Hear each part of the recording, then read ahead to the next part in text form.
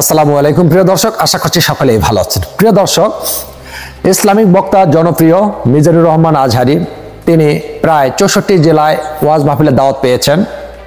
তার মধ্যে যশোরে ওয়াজ মাহফিলে তিনি গিয়েছিলেন, আদ-দ্বীন ফাউন্ডেশন আয়োজিত এক ওয়াজ মাহফিলে। প্রিয় দর্শক, তিনি যখন সেখানে উপস্থিত হয়েছিলেন, লক্ষ লক্ষ মানুষের ঢল সেখানে। সেই ওয়াজ মাহফিলে অনেক মানুষ এসেছিলেন, কিন্তু একটি গুজব ছড়ানো হয়েছে সেখান থেকে যে কয়েকজন ব্যক্তি মারা গিয়েছে সেই ওয়াজ মাহফিলে। অনেক মানুষের স্বর্ণ ক্ষয় গেছে, এটা সত্য। মোবাইল হারিয়েছে, কারো মোবাইল ছিনতাই হয়েছে, এটাও সত্য। দর্শক, 300-রও বেশি জিডি হয়েছে সেই থানায়, আরো জিডি হবে আশঙ্কা করছে স্থানীয় লোকজন এবং পুলিশ। প্রিয় দর্শক, কেউ গিয়েছে ইসলামিক কথা শুনতে, কেউ গিয়েছে সেখানে চুরি করতে। প্রিয় দর্শক, যখন জনপ্রিয় ইসলামী বক্তা তিনি যখন মালয়েশিয়া থেকে বাংলাদেশে আসেন, 64 জেলা থেকেই তিনি দাওয়াত পান। একটি জেলায় 4টি-5টি করে চিঠি দিয়েছে ওয়াজ মাহফিলের জন্য। তিনি জায়গা দেখে তারপরে কোন কোন জেলায় যাবে ওয়াজ মাহফিল করতে, তারপর তিনি সিদ্ধান্ত নেবেন। যশোরে গত শুক্রবারে তিনি যখন ওয়াজ মাহফিলে গিয়েছিলেন, লক্ষ লক্ষ মানুষের ঢল যখন হয়, সেই সময় ইসলামের কথা বলছিলেন মিজানুর রহমান আজহারি হুজুর।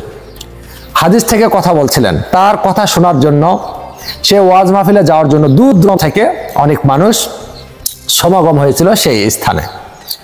দর্শক, তারা মিজানুর রহমান হুজুরের কণ্ঠ এবং তার ইসলামিক কথা শোনার জন্য জমা হয় লক্ষ লক্ষ মানুষ। তারপর সে ওয়াজ মাহফিল শোনার পরে বাসায় ফিরছিলেন সে ভক্তরা।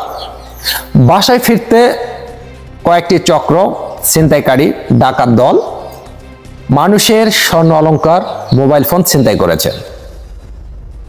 এ নিয়ে থানায় 300-রও বেশি জিডি হয়।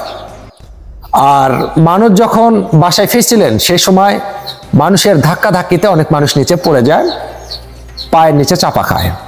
এভাবে প্রায় 21 জনেরও বেশি মানুষ অসুস্থ হয়। তাদেরকে নিকটস্থ হাসপাতালে ভর্তি করা হলে রাতেই 9 থেকে 10 জন সুস্থ হয়ে বাসায় ফেরেন, বাকিগুলো হাসপাতালে রয়েছে চিকিৎসাধীন অবস্থায়। সেখানে কেউ মারা যায়নি, তারা অসুস্থ হয়েছিলেন। আর একটি গুজব ছড়ানো হয়েছে সোশ্যাল মিডিয়াতে। দর্শক, কয়েকটি মিডিয়া তারা গুজব ছড়িয়েছে সোশ্যাল মিডিয়াতে যে মিজানুর রহমান আজহারের ওয়াজ মাহফিলে গিয়ে কয়েকজনের মৃত্যু। তা দর্শক, এই বিষয়টা পরে তদন্ত করে মেডিকেলে গিয়ে জানা গিয়েছে যে কেউ মারা যায়নি, 21 জন অসুস্থ হয়েছিল, তারা হাসপাতালে রয়েছে। সেখান থেকে 10 জন বা 9 জন বাসায় ফিরেছেন, বাকিগুলো হাসপাতালে রয়েছেন এখনো চিকিৎসাধীন অবস্থায়। এলাকাবাসী, থানার পুলিশ তারা আশঙ্কা করছে যে আরো জিডি হতে পারে। শুক্রবারে ঘটনা ঘটে গিয়েছে, শনিবারের দিনে তারা জিডি করেছে থানায়। প্রিয় দর্শক, জনপ্রিয় ইসলামিক বক্তা তিনি যেখানে ওয়াজ করতে যাবেন সেই জায়গায় কোনো অনেক জনগণ যে জমা হবে, কিন্তু জায়গা ধরবে না। কারণ জনপ্রিয় একজন ইসলামিক বক্তা, তাকে অনেক ভালোবাসে, তাকে অনেকেই ভালোবাসে। সেখানে আওয়ামী লীগ হোক, বিএনপি হোক, জামাত হোক, সাধারণ জনগণ হোক, সবাই ভালোবাসে তাকে। কেউ এমন কোনো ব্যক্তি নেই যে তাকে কেউ ভালোবাসে না। তাই হাজার হাজার জনগণের ঢল হয় সেই সব স্থানে।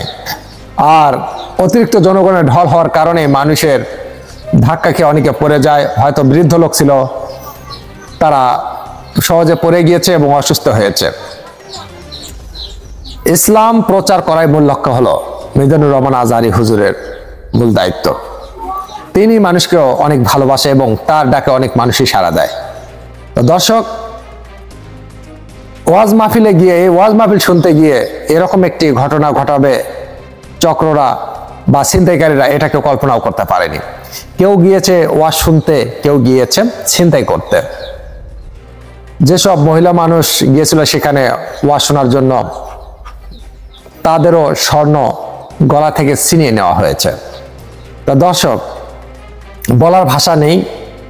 কেউ যায় ওয়াজ মাহফিল কোরআনের কথা শুনতে, কেউ যায় চুরি করতে। তা দর্শক, কখন ভালো হবে কিছু কিছু মানুষ, কখন ভালো হবে সেই সব জনগণ, যেসব জনগণ ওয়াজ মাহফিলে ওয়াজ শুনতে গিয়ে চুরি করে বা ছিনতাই করে, তা দর্শক, আপনাদের মতামত অবশ্যই কমেন্ট বক্সে লিখে জানাবেন। আপনাদের সাথে আবারও দেখা হবে নতুন কোনো ভিডিওতে। ভালো থাকবেন। আল্লাহ হাফেজ।